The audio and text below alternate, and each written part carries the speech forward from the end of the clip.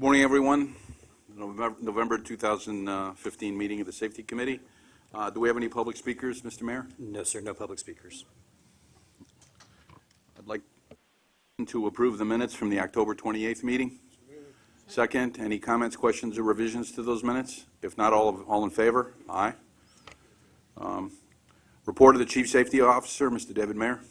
Good morning. This is the last Safety Committee meeting of the year. I don't really have a report as of such. What I did want to just mention is at the last Safety Committee meeting a few weeks ago, I talked a little bit about SMS principles, managing safety as a business process, and I explained that one of the pillars to SMS is safety promotion. And I wanted to report, I guess, a success in that regard. Employees are beginning to receive the National Safety Council's Family Safety and Health magazine with a personalized message from the chairman and CEO about the importance of safety and safety to him, which helps us demonstrate that our safety commitment starts at the top. Oh, sure, sorry. So that just helps us demonstrate that our safety commitment begins at the top, and that magazine is starting to arrive in mailboxes as we speak. So I'll have a little bit more to say about SMS as we move along, but that's probably enough for right now. Thank you. The 2015 Safety Committee work plan? There are no changes to the work plan from the last time it was in the committee book, but as I mentioned a few weeks ago, we will probably between now and the first Safety Committee meeting in late January make some revisions to the work plan to make it better flow with SMS principles. To the extent you feel we're not addressing something or you want to spend more time on something, I would ask the board members to reach out directly to David. We have deliberately said that we put out there what we expect to be the number of meetings that we'll have in 2016, but we're not prescribed by that. We can have more frequent meetings if we need to. And I think we should keep it that way, but I like the dynamic of this committee so far in the year or so that it's been in place. So any of that input that you want to provide to David or me, please just give us a call. Okay, we'll move into item number 5, enhanced safety action updates. David? And as has been our practice for several months, those are included in the committee book for the Safety Committee as well as the Railroad Committee, the joint committee that met earlier in the month. I'll have a few things to say as we move along in the next item about some materials that are on those, so probably won't cover them as a whole right now. But I would point out, just to follow what you just said, back in our meeting in January, I believe it was, we both solicited ideas for topics for the Safety Committee to focus on during the course of the year, and I think we've hit every one of them during the course of the year that were suggested by the committee members, and including today. Their topics 7 and 8 are probably the last two of the ones that were suggested during that meeting back in January. So, in keeping with that spirit, it would be great to hear about other thoughts and ideas that people have for what they'd like us to focus on in the year and years ahead. All right, so I'll continue with, let me see if I can do this. Back in May, we told you that we, as the Safety Council, the safety leads of the MTA agency, had determined several areas of safety focus. We call them safety goals, but really they're just areas that we wanted to make sure that during the course of the year, the focus remained that we kept the focus on these particular safety projects and safety improvements that were going around MTA agencies. And I don't have them on the screen, do I? These are the safety goals or the safety areas of focus that we established.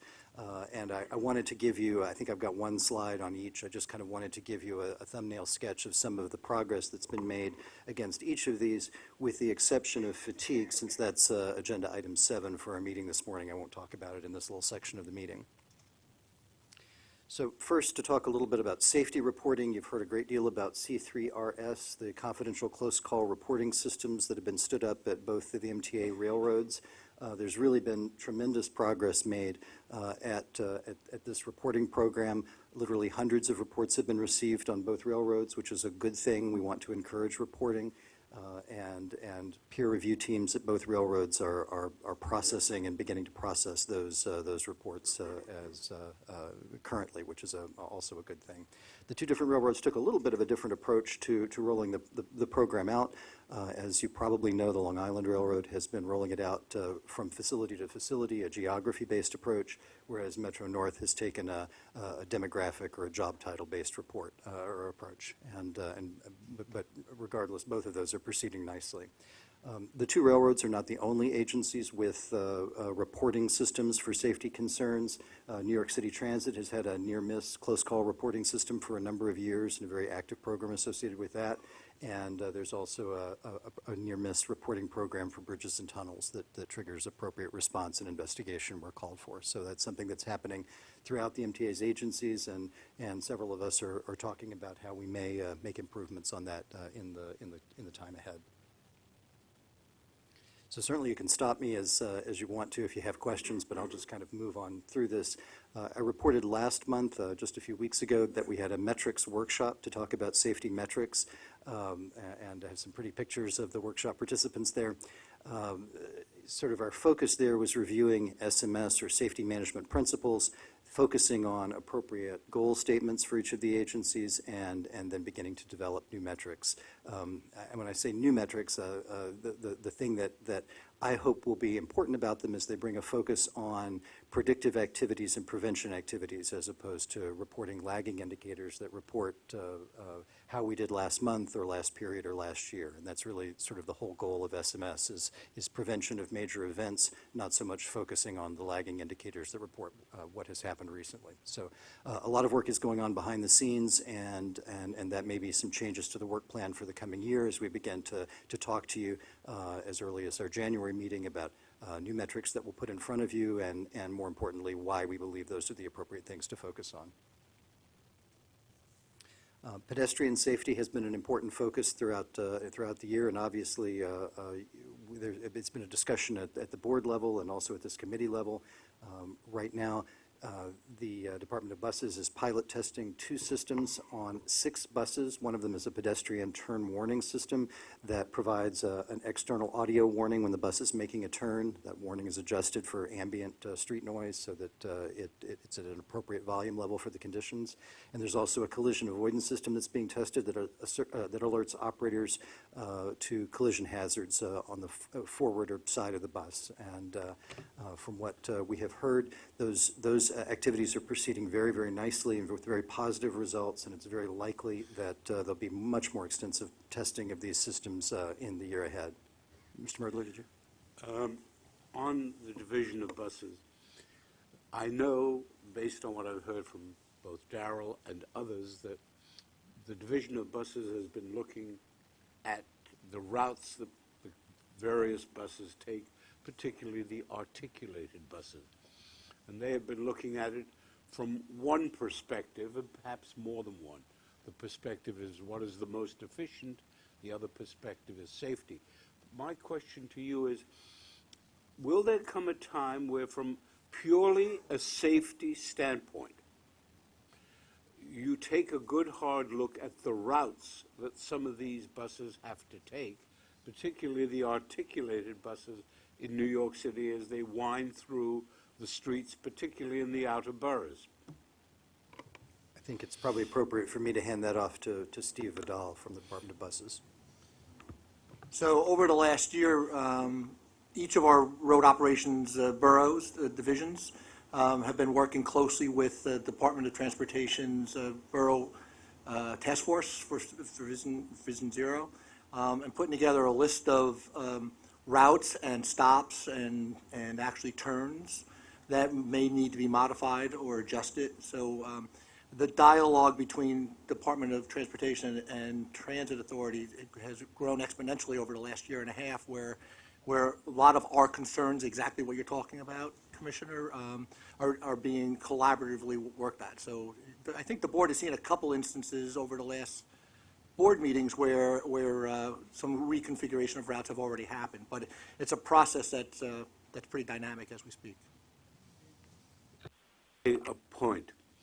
There are 2 aspects to this, or probably more. One aspect is perception, and that is the public perception that maybe the bus stop ought to be located here, in other words, after the turn, rather than there before the turn, that the bus stop ought to be moved somewhere else. It seems to me that you've got to get that information out in the various communities as to what you are doing, what you have done, and how and why. Because I think on many an occasion you're unfairly charged with not doing when in fact you really are. Thanks, I agree with you.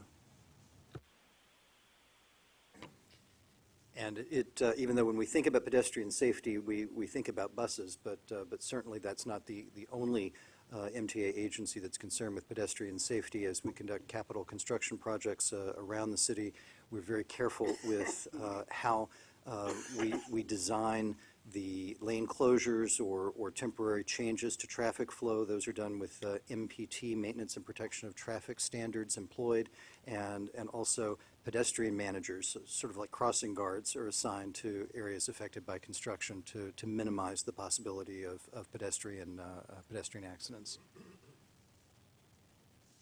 So moving along, another focus area is, of course, grade crossing safety, and you've heard me say before that grade crossing safety is really 3 E's: engineering, enforcement, and education. We've been very carefully pursuing all 3 of those during the course of the year. You are aware we've had a specialized consulting firm that has both railroad and traffic engineering experience, assessing a variety of our crossings on both railroad properties. Incidentally, I was thinking, Mr. Merdler, as you were speaking a moment ago, one of the things that's factored into those assessments, they're very, very detailed assessments, but one aspect of them, even though they're outside the city limits of New York, because that's where the grade crossings are, is looking at bus stops and length of buses with respect to train stations and grade crossings to ensure that there's enough of a separation so that we don't create pedestrian hazards or bus collision hazards based on where the buses have to stop to do their work. Another aspect, of course, of grade crossing safety is enforcement. Year to date, Chief Cohn has informed us that our police department has conducted more than 2,200 details, distributed almost 5,000 pamphlets, and have issued 750 warnings, about 750 warnings, and about 1,700 summonses at or near MTA grade crossings in an attempt to raise consciousness about proper driver compliance. And finally, our partnership with Operation Lifesaver remains very important to both organizations. Working with Operation Lifesaver, we have developed and deployed a pretty extensive public safety campaign. I've seen a variety of the messages in my travels about the region, and perhaps you have as well. But the partnership's not just been one-sided.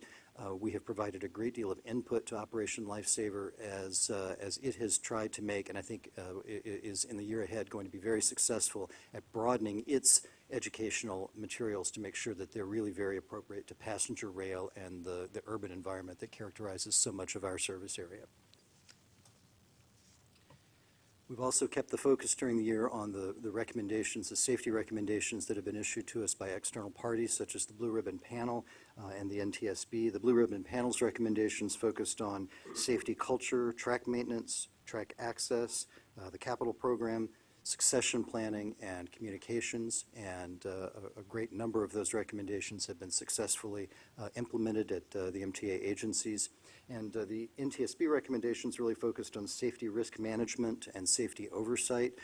A number of those recommendations have been implemented. We're working with the NTSB to make sure that they take notice of that, and the safety management or safety oversight recommendations that they made will, we believe, largely be satisfied by our SMS efforts that we've been talking about. And also, I'll mention that MTA Audit is paying attention and studying the implementation of these recommendations among the agencies. We're paying attention to that work, and we'll follow behind to make sure that we've appropriately memorialized all of our efforts. Slips, trips, and falls. There's a significant amount of effort going on. It's a year-round issue, but it is a particularly seasonal issue as well. And so if you were present for the Joint Rail Committee meeting on Monday, you learned that there is a plan afoot for a very cooperative and exciting program at Penn Station to reach out to customers. It's a cooperative effort between the Long Island Railroad, New York City Transit, Amtrak, and New Jersey Transit. And that's, I think, going to be a very successful outreach to encourage people to be safe within Penn. And Metro North is planning to return to its seasonal efforts to maintain customer focus by taking a risk-based approach, looking at areas within the system that are particular hotspots for slips, trips, and falls, and focus on them with their customer outreach as well. And of course, Capital Construction has its Good Neighbor initiative to try to ensure that that folks operate around our construction areas where there's evidence of that visible at street level as safely as they can. This slide just presents a couple of examples of some of the campaign material that's been developed. If you're a Metro North commuter, you might recognize the Put Your Best Foot Forward campaign. And then on the right side of the screen is some new materials that have been developed for the Penn Station outreach campaign that extend the so-called bubble people to slip, trip, and fall safety. Everyone is focused, of course, on positive train control. The CPOC is very carefully monitoring that. They've received briefings recently, and they'll receive another briefing, I think, in February on the status of positive train control. I guess, really, I would just tell you that what you probably already know, Congress has changed the deadline to December 31st, 2018. Despite the fact that Washington has changed the deadline, the MTA's focus on implementing positive train control is certainly unchanged, and the railroads report that they are on track to do so within the deadline, the new deadline. And finally, the last item of special safety focus was, well, I've subtitled it cameras, but really the NTSB asked the railroads to install inward and outward facing crash-protected image and audio recording devices, and efforts are underway on both railroads to install equipment that will meet or exceed what's been asked, and that's proceeding on both railroads. Yes, sir? Are these cameras in the area where the driver or the engineer is located, or Yeah. are they in the cars themselves? Yes, they would be focused on the engineer, the train operator, as well as the roadway ahead, As well as, I'm sorry? as well as the roadway forward. Outward facing out the window glass, as well as inward facing into the cab. Let me ask you this. Is it feasible, does it make any sense to create some form of a beeper if there's an object that's discerned and the engineer is distracted for the moment, so that the noise of that object by way of a sensor is communicated? For example, you have that in many automobiles now. The sensors detect somebody walking in front of the car. And my question really is, and I don't know that you have an answer. I don't know that there is an answer.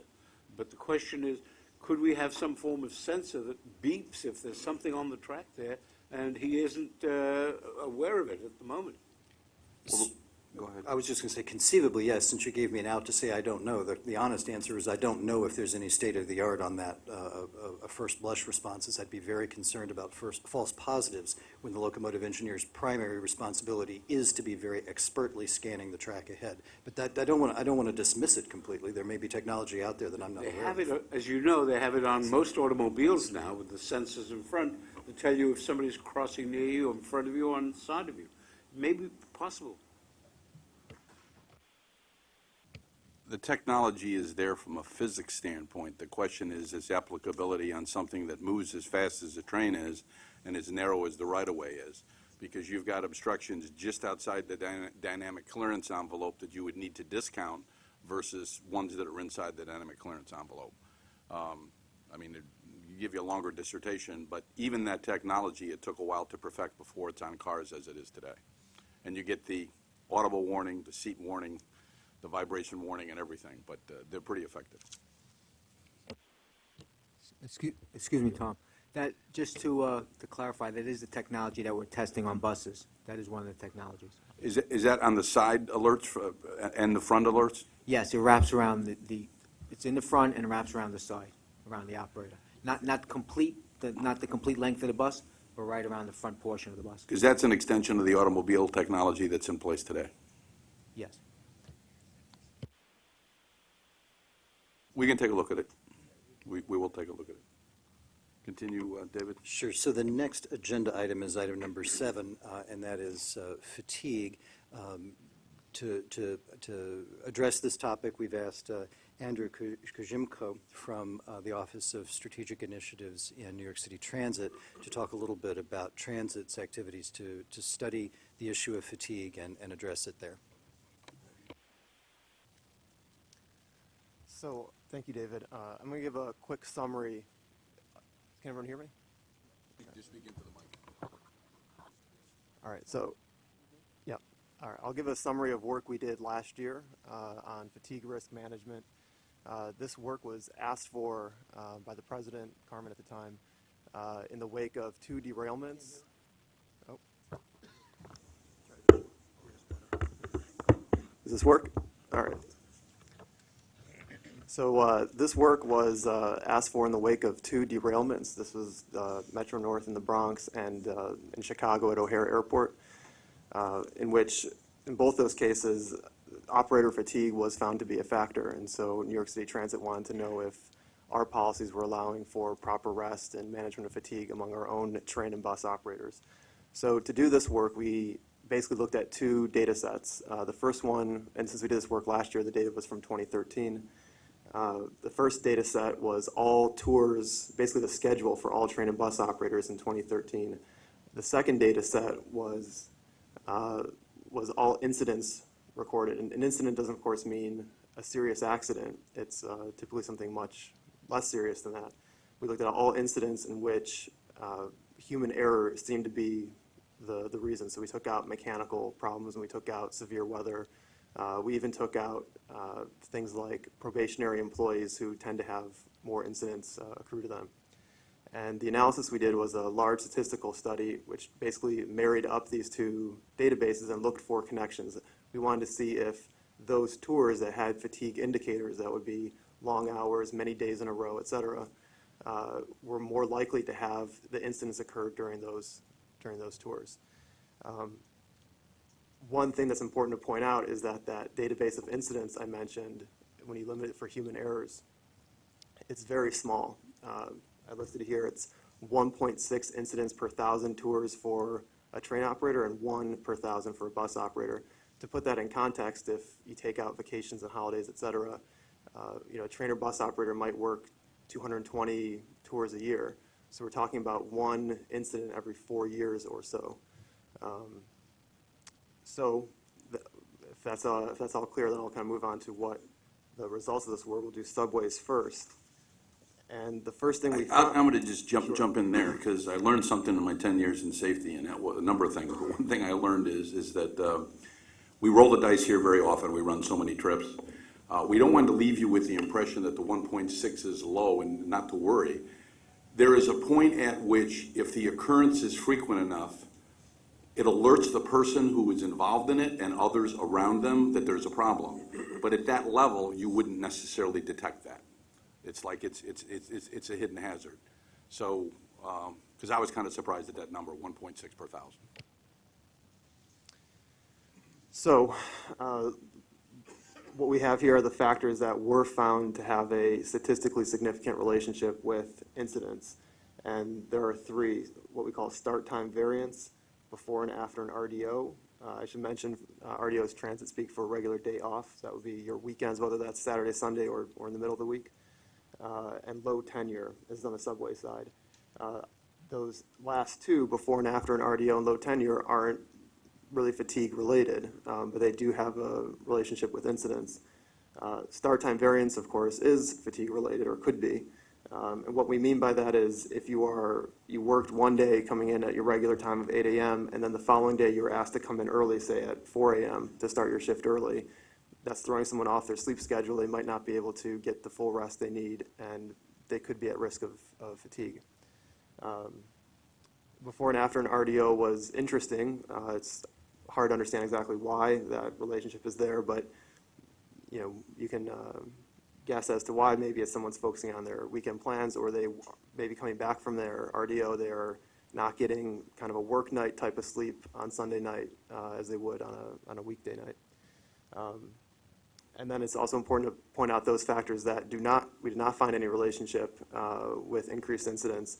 And those are things like tour duration, the number of hours your tour lasted, total weekly hours, the rest period between tours, and consecutive days that were worked. This is all on the subway side.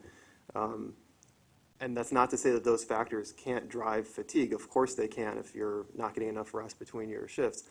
What that suggests is that the policies and procedures and practices that we already have in place are keeping us on the safe side of those things already, so that when we look back at the data, we didn't find that relationship because we don't have those extremes in our schedules. So then we did the same thing on the buses side.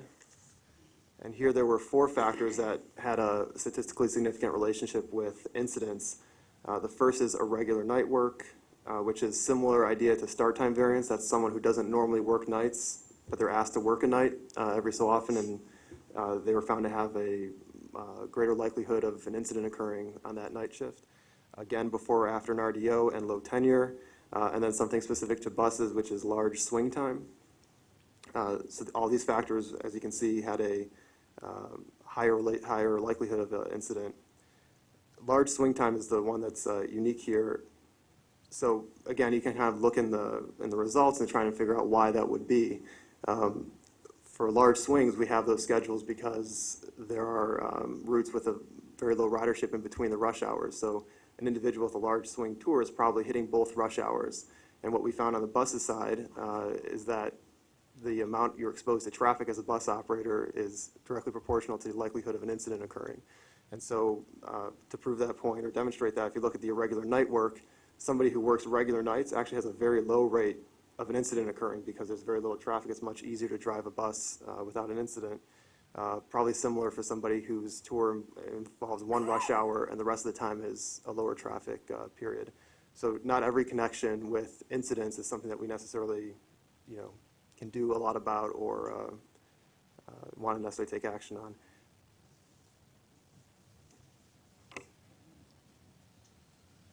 Have you noticed any correlation between incidents when either a train operator or a bus operator is driving a route that they're not used to, like there's been a pick or they've been asked to fill in for somebody else? It's a route that they're not as familiar with as their standard route? So we looked at something similar, maybe not that exact thing. We did look at the rate of incidents by sort of employee type, and there are employees that we call extras or extras who are there to fill in, and they typically might work routes that are different or times that are different. And those employees did seem to have a higher rate of incidents, to your point, but that could also be driven by the fact that the extras and extras are low tenure. And as you see here, that's associated with incidents. So one of the difficulties in analysis is picking apart everything and showing what the true driver of that rise is. And this focuses primarily fatigue and its effect on operations. Mr. Birdler? Is there any way in and by which you can measure road rage or frustration as a factor? Let me repeat that. Is there any way in and by which you can measure the degree or possibility of road rage or frustration being a factor, particularly among bus drivers who have to go through all that traffic? But that's not fatigue related generally. And what we're trying to do with this report right here is focus on fatigue. And No, I'm not focused on this particular report. My inquiry is whether there is a mechanism by which it can be measured as to whether individuals, for whatever reason, are more susceptible to or have been guilty of road rage or frustration, and if so, whether there then are mechanisms for dealing with that. Steve, you'd be the best to answer it, but it is outside the scope of this issue. And the reason why I feel pretty strongly about that is, and I don't mean a pun by this, but the fatigue issue has been a sleeping issue in the industry for years with respect to what impact it may have on it. But please, Steve, go ahead. So what you're asking is something that we look at on a regular basis. Part of our our accident tracking system includes the circumstances around what an accident is. So we're looking at the trends on that area, and we incorporate it into our conflict avoidance and customer service training that we do. But it's a dialogue that our operators have in our training classes all the time. They share their frustrations. So it's there. It's really giving them the tools that they need to deal with it when they're occurring. But it's, I don't know how we would quantify what it is, but we know it's there, and we're trying to address it through the training process. Train for that. Like I said, addressing that it's an issue out there, allowing the operators to share their experiences with one another, and then beyond that, giving them some of the tools to step away from a conflict or to ameliorate a conflict before it escalates. So those are the kinds of things that we try to use to deal with this particular problem. Because the mosquito-like tactics of taxi drivers in particular must have an awful impact on the bus drivers. I think the taxi drivers, our operators are very used to dealing with yellow cabs, and that's less of an issue in my mind from what we see. But there are real issues with road rage and frustration that they deal with, and that's our job, is to make sure that they're given the tools to deal with it.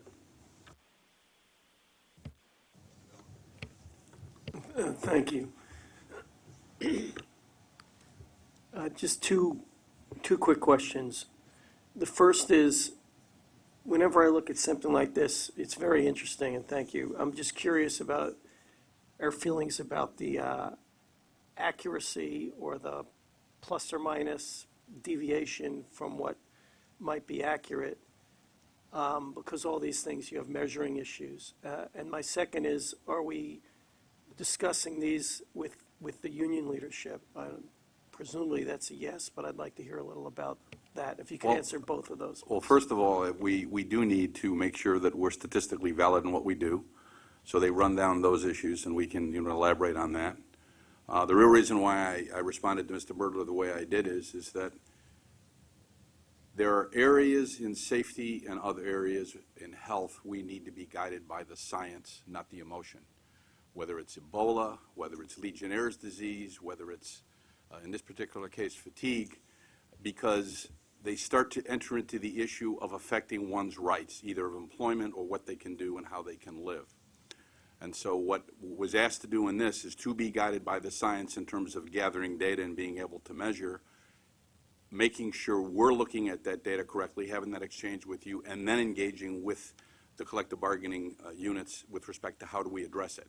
Because we have to do so within the bounds of the collective bargaining agreement, but we want it to be fact-based and guided by science.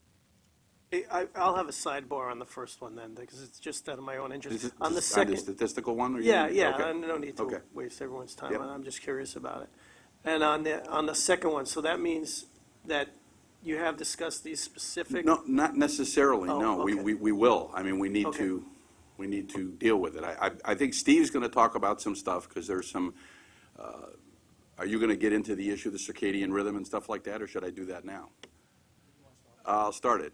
If you go back to the chart, and if you do this and you look at the science, some people need 6 hours of sleep a night, some people need 7, some people need 8 or 9. But whatever they need, what they found, and the military found this because they have reasons to make sure, and I think Neil could tell you, that in periods of combat, when they're asking people to work very long hours, at what point do they lose their ability to perform their function? So they keep people awake with coffee and stimulants or whatever to find out when they fell off the cliff. So let's say, for example, I'm like a 6.5, 7 hour a night person. I can go into debt over a 7-day period. I'll need 49 hours of sleep, 7 times 7 in a 7-day period. I can go into debt. But once I don't make up that debt with the sleep to get up to 49 hours and I go further into debt, I'm going closer to the point where I will fall asleep no matter what kind of stimulant I have. So that's why I think in one of the issues in terms of maybe why the frequency occurred before an RDO is because that first day of RDO is when they catch up on their sleep. It could be that they're looking forward to the weekend and not focus on what they're doing, but we really need to do analysis to determine what that is. Because where we can, within the bounds of the collective bargaining contract, make decisions with respect to how people are able to pick work and do work and what is more critical work, those are the kind of decisions. Because even going back to that 1.6 per thousand, even though it's a low number, if it's a spite and dival, or it's like the incident in Chicago where the train went through a bumping block and tried to get into the terminal at O'Hare Airport, it's like it's one too many. So that's basically what we're trying to do with this analysis. And this is a status report of a work in progress, because we have more work to do. Norman? Yeah, Tom, I got questions about details of this here, but I felt like, the guy, I don't think we let him finish the presentation, and maybe he, rather than me asking him, he's gonna come to what I'm gonna say anyway, so and if I'm correct, he was not finished with his thing before we started the quiz. But you think, is that true? Do you want to finish? I have a little more to go. I thought it was very clear what he was The line saying. we're trying to walk is to make sure that this isn't a one-way presentation and you do have a board member. Well, if he's finished, I'll be glad to take a shot at him, but I don't Well, think. there's others, because you're going to hear from other people on the issue of fatigue, and I think we're about ready to pass the baton to somebody, so. So this is the last slide. Just wanted to sum up some of the things that we are doing in the wake of this study to address some of these issues. So on start time variance or irregular night work, this is something that involves a lot of changes potentially to how we do scheduling, and so for the time being, we're just exploring what could be done and what's feasible to try to minimize that, the change from one day to the next. Before and after an RDO, that's mostly about reinforcing awareness and education and training, and we've been doing that. And then on the issue of low tenure, in the graphs you saw on the previous pages, we had taken out so-called probationary employees, people who are in their first year on both the train and bus side, but we still saw an effect in the first, second, third year after that. On the subway side, they've instituted what they call the YX program.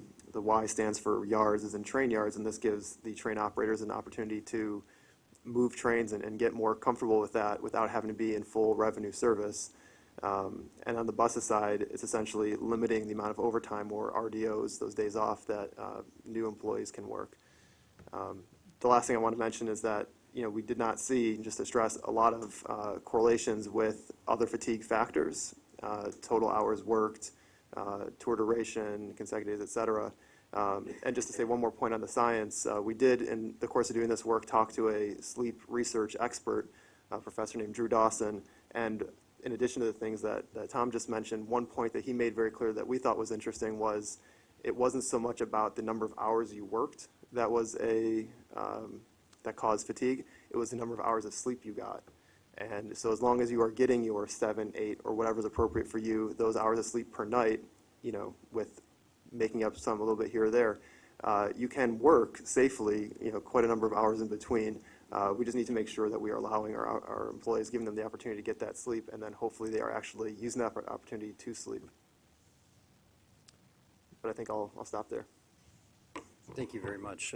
I would just mention, before we move on to the last agenda items, that I've been following the kind of military research and other academic fatigue research that's been going on for probably more than 20 years, and this is as sophisticated or more sophisticated than work that I've seen anywhere. And the one way it differs is that those conducting the work and the managers who asked for it are not kind of throwing up their hands and saying, well, what can we do about it? They really are asking that question very seriously. What can we do about this? And working very cooperatively to make changes as a result of the findings. And the findings are very consistent with other research that's out there. So this has been very exciting for me just personally coming in and seeing this work. Some of this science, to me, has been informative for things I experienced earlier in life. I remember 2 incidents. We had an incident where a train operator made a station stop at Kings Highway. There were 2 signal maintainers 20 feet in front of him doing work on a stop arm. He acknowledged them. He noted they were there, and when the doors closed and the starting light went off, he put the train handle in the corner and he ran them over. When we interviewed him, he couldn't explain why he did what he did. There was another incident where we had somebody involved in I think a near miss, and he could not relate how he gotten past 5 stations. He couldn't remember. And they were puzzling, because you're asking somebody, they were sincere employees, they weren't trying to cover up, they couldn't explain the actions they took, but clearly it could have been they were in a state of fatigue or they were in someplace different. So this science has been informative to me in the sense of, if you're trying to squeeze out the last remaining probability chance of an undesired event happening, we have to get to this level of analysis. Mr. Ballin? Tom, to follow up on the last 2 comments by you and David, I've recently read a study and also seen a very interesting presentation on some solutions to this issue that NASA and other entities are undertaking and employing. Specifically, just as one example, lighting. there is fascinating research that's gone into this that could be implemented not only at MTA in various ways, but with the cooperation of the unions for their membership to incorporate some of this at home. And I urge you to please follow up with that. I can give you a reference name for a starting point. It's really interesting stuff, and it's right on point. Please do. Norman? Yeah, I mean, it was a very good presentation, but I was curious, have you tried to slice it up by sort of as a function of the predictability of the swings? I mean, I worked third shift for 11 years, and when I knew I was going to swing, it's really no big deal. You know, you can kind of prep yourself for it, but then when somebody calls in sick and now you got to show up on a day where you only got 3 rather than 6, I'm a 6 guy too, then you know, it was a lot different things. So did you slice it off for predictability, for on-call, for and other sorts of swings? So we did look at, as I said before, employee type. And so I think the best way to get to your question is to look at regular employees versus extra list employees. And we did see the extra list employees having a higher rate of incidents in general, but it would be very difficult, and I don't think we found a way to differentiate between the unpredictability of their tour being the reason versus the fact that they tend to be lower tenure being the reason, because that was also associated with more incidents. So it was a tough question to answer.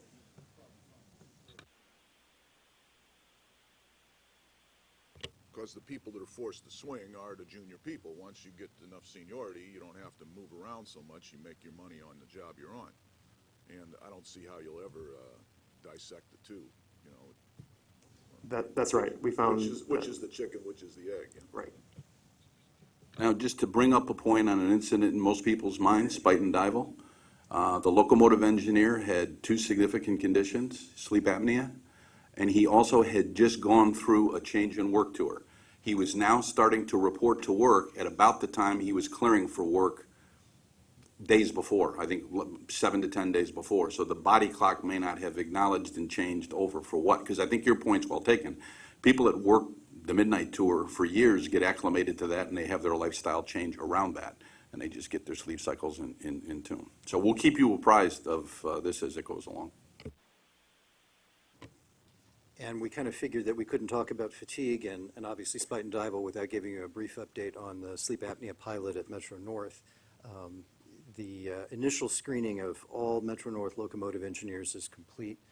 About a quarter of the engineers have been referred for further evaluation, which is ongoing, and we expect those evaluations to be conducted by year's end, which means that as the year comes to a close, we should have really learned what we need to learn from this pilot, and we will come back to you in the early part of next year with the results of the pilot as well as our plans for moving forward at the other agencies. So with your permission, I'll move to agenda item 8, safety at maintenance and repair facilities. That's another item the work plan calls for because it was asked for by the board, and what I thought I would do here, I asked my colleagues in the other agencies to provide some information about particular facilities. As I have visited facilities over the last year, I've been very struck by a variety of very safe aspects, whether it be lighting, ventilation, housekeeping. There are a variety of very impressive features at MTA facilities, and I just kind of wanted to take you on a brief virtual tour of 4 facilities, specifically Metro North's Croton Harmon Locomotive and Coach Shop, the Department of Buses Grand Avenue Central Maintenance Facility, MTA Bridges and Tunnels Randall's Island Vehicle Maintenance Facility, and finally Subway's Jerome Maintenance Shop. So I'll just kind of run through and give you that tour kind of briefly here. So this is first the Croton Harmon Locomotive and Coach Shop. It starts off with a picture of the shop. Although this picture is fairly recently, it also looks like some pictures that were taken of the shop shortly after it opened in the early part of the 20th century. So this was a 100-year-old facility that has been completely rebuilt, and here are some photographs of the new facility. This is one of the new buildings, and I think that's the coach shop and the locomotive shop over here. just showing really new and modern facilities that were truly designed for work in the modern era. We've got a really gorgeous interior shot of the shops as well. Thank you very much for helping get photographs at the kind of the last moment. This is a heavy maintenance facility for repair of locomotives and coaches. It really is designed for purpose. It was the largest engineering and construction project undertaken by Metro North Railroad. 200,000 square feet of facilities, replacing that very, very old shop, as I mentioned. I'm just going to show you a couple pictures of particular safety features that were deliberately designed and engineered into the facility. This is a pedestrian bridge that connects the station to the shops, and this keeps our employees from having to walk across live tracks in order to get from one area to the other. This is a pedestal rail system that gives workers access to the equipment at 4 levels: rooftop, car floor, ground level, and pit level, and guardrail systems throughout the facilities in general minimize the need for fall arrest systems. This is an under-track crossing that permits emergency egress should it become necessary in the facility. And the facility has turntables and lift systems that are capable of lifting married pairs for repair work.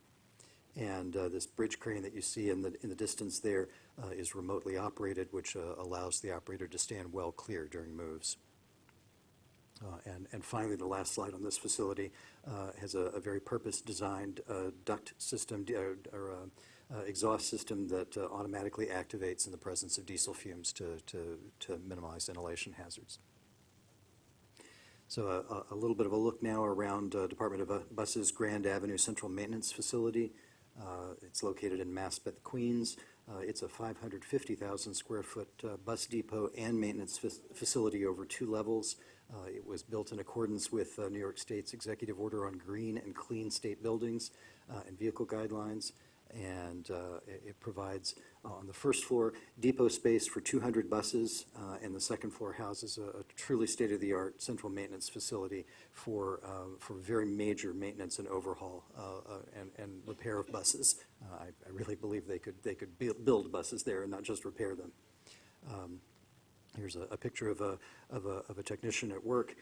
They do general overhaul, engine replacements, air conditioning conversions, major brake relines, and very substantial structural repairs when necessary. And they have specialized maintenance work that goes on there, including a whole variety of programmatic maintenance and heavy repairs. And they have a very good safety record there. In fact, continued focus on safety in that facility has reduced lost time accidents by 45% over last year. You can see another picture of the well-lit, clean facility. When I walked through that facility, I was especially struck by technicians who came up and were really proud of the work they were doing there and really wanted to explain what was going on and really show it off. They were very proud of the facility and the work they do.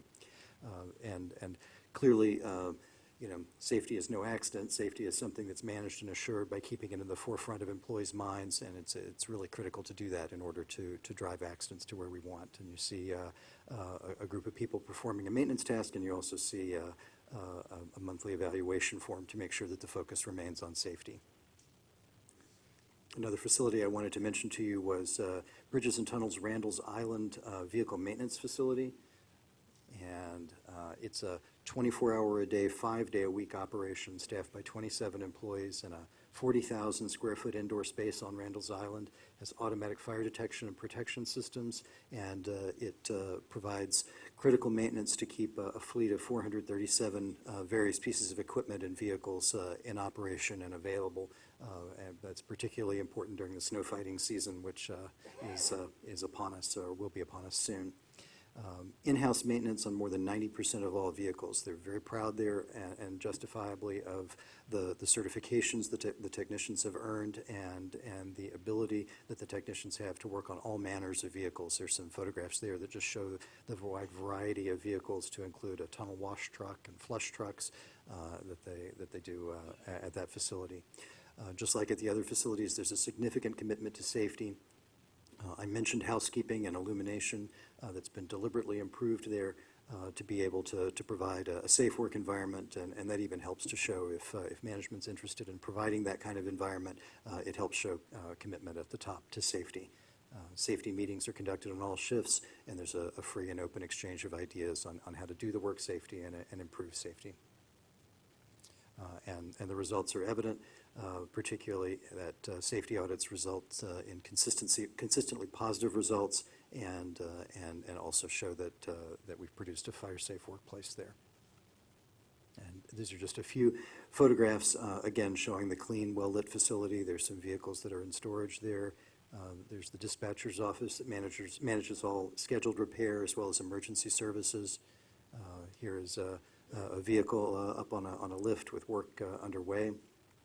And there's some of the larger equipment that's being worked on in the facility. And I'll close out by just mentioning also the Division of Car Equipment's Jerome Maintenance Shop. This is a shop that does maintenance and cleaning on the R142 and 142A cars that operate on the number 4 subway line. This is a facility that inspects 68 to 78 cars a day, doing interval-based inspections. They have 130 very sophisticated electricians and mechanics doing this work. They have an excellent safety record there. And here's another photograph showing the cars in the shop. Safety is assured there by developing an annual safety goal action plan and a labor management partnership that works well to ensure that it's carried out during the year. And again, auditing, internal auditing is an important part of making sure that what you put in place actually happens, and that's accomplished in that shop.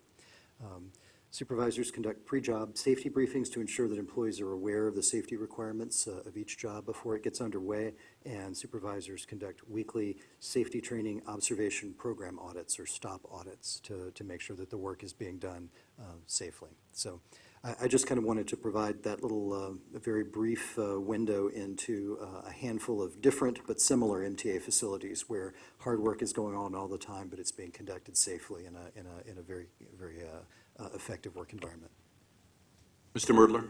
I noticed that in referring to the Jerome facility, you mentioned a joint program between labor and management on safety. Does that extend throughout the system to Metro North or Long Island Railroad and the like, that there is joint labor and management? Yes. Yes, I absolutely. believe in the last month's presentation, we went through that, but that's a sea change different than where it was 40 years ago. That's why I keep asking.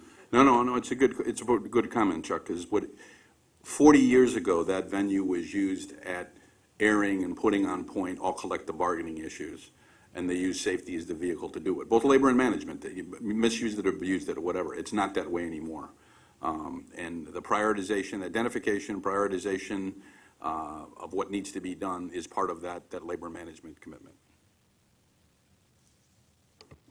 The very last agenda item is number 9, evaluation of the Safety Committee Charter as required by the Charter on an annual basis. So to assist with that, we reproduced the Charter in this month's committee book. Obviously, it's your opinion that counts as committee members, but we have reviewed it carefully and believe it continues to very adequately and accurately explain the work that this committee is charged with doing, and at this time don't have any changes to propose to it. I do anticipate in the year ahead, as we continue to move toward SMS principles, we'll probably want to revise it very slightly to include some of those principles in the Charter, but there wouldn't be any contemplation of a major change unless any committee members here see any concerns that we should address. So much like my comments earlier about when we expect to have meetings next month, if you've got ideas about the Charter or you've got concerns, please share them with David or myself. I believe that completes the agenda, so I'd like a motion to adjourn. All those in favor? Aye. Thank you.